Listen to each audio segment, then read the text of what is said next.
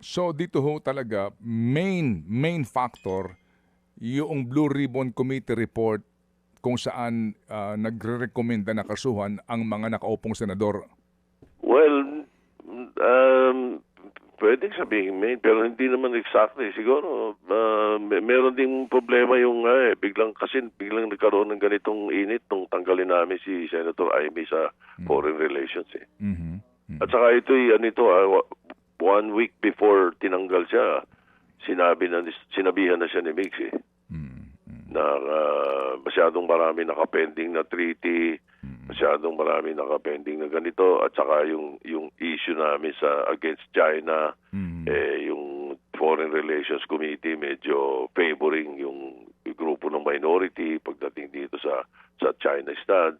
Kami gusto ko sinabi yung sanang plano to adopt yung undiplomatic criticism of these officials ng China sa atin. Sabi ko nga, wala na.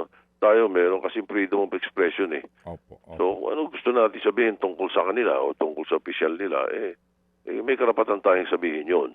Opo. Di ba? Sila parang ganun eh. Opo. Mga balat sibuyas eh. May nasabi ka tungkol sa mga official ng China, parang nagwawala agad eh.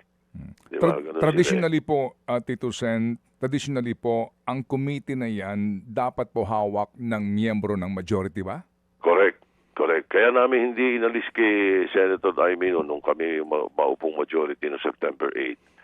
Sapagkat may nakapending na committee, mayroong nakapending na treaty noon. Hindi ko lang matandaan yung title. No? Importante yun. Naumpisahan na niya yun. So gusto namin tapusin niya. Pangalawa, may pagkakataon sa tingin namin, sabi nga sa akin ni Senator Zubiri, yung aming majority leader, may chance na sumama sa majority si Amy.